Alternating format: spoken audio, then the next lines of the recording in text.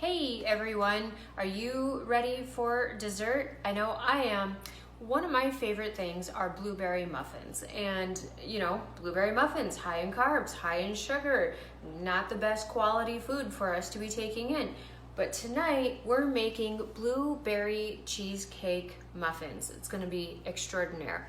So we're gonna start out with 2 bricks of cream cheese, full fat. Because again, fat isn't the evil part of things. So we got our 2 bricks of cream cheese, and we're going to blend this all together first. I'm just gonna set my spatula there until it's all broken down. You want to leave the cream cheese out for a couple of hours prior to making your muffins, just for the fact that it blends so much easier and you don't get the big lumps and clumps in your batter. It's a lot smoother. And then to this, we're going to add half of a teaspoon of vanilla extract, pure vanilla extract again, because we don't want any added sugars. We have half of a teaspoon of xanthan gum. Now xanthan gum, you may see it on like when you're reading through nutrition facts labels on the back and in the ingredients. It's a binder, so it's going to make this more smooth. It's going to help hold this together. There's no taste to it and there's no carbs to it. A lot of times where they would use like flours, for example, to help bind this together, what's wrong with flour, right? Well, we don't want flour because it is a carbohydrate. Now, it isn't a sweet carbohydrate, because when we take it in and we put it on our tongue, we don't taste sweet. But when you are digesting it, when you're eating the food item and that flour hits the small intestine, that is when it's broken down into its sugar content. So it's a more slower digested sugar, but turns into sugars just the same and are going to cause an insulin response just the same. We don't want to do that. So that's why we are adding the xanthan gum. And then we're gonna add 2 eggs. And then a half a cup of the monk fruit sweetener for our sweetness. Again, to reduce the amount of sugar that might be coming from what we're making here. And we're gonna kind of just push this all to the middle. There we go.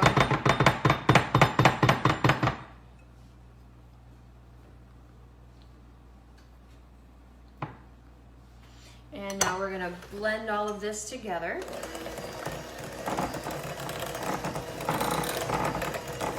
Until it's good and incorporated.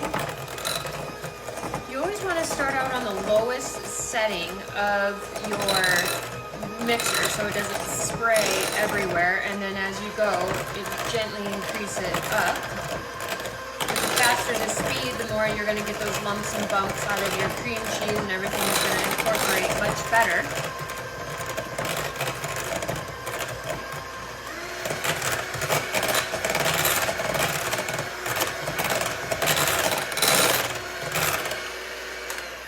There we go, nice and smooth.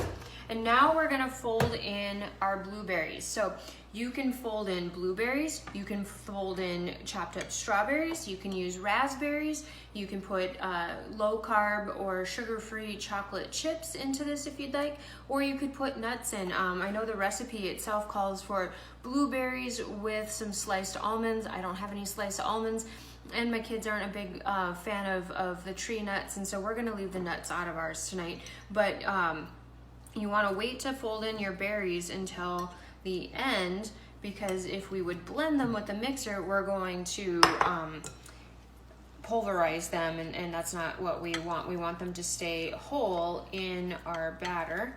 I'm going to put all of them in here.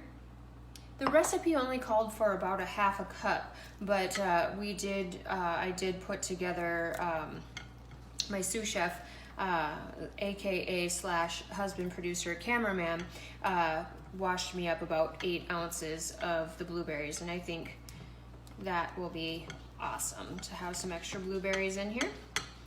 And then what we're gonna do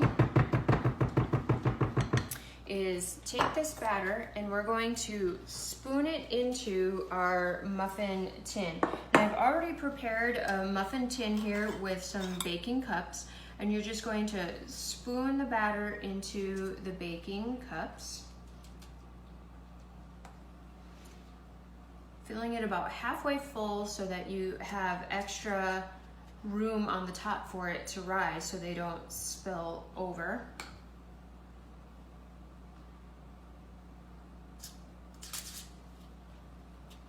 I think you get the idea. Once you get your muffin cups filled up, then you're gonna put it in the oven and you're gonna bake it at 350 for, let me check, approximately 20 minutes, or until you can see that the top is just a nice golden brown and set so that it's not wet, all right? If you don't want them to crack, you could set the pan into a pan of water on the bottom. That steam rises and it keeps the tops more moist and it prevents the muffin from cracking. If you're not really particular, don't worry about that little next step. You would increase your baking time if you did do that, but you don't have to do that. So fill up your pan, oven for 350 or at 20 minutes, 20-25 minutes until a set consistency, and boom, you have blueberry muffins if you'd like. Each muffin is about 155 calories, 6 grams of net carb, and 4 grams of protein. Top it off with some whipped cream, and you got yourself a perfect dessert for the evening. Hope you all have a wonderful evening. Bye-bye.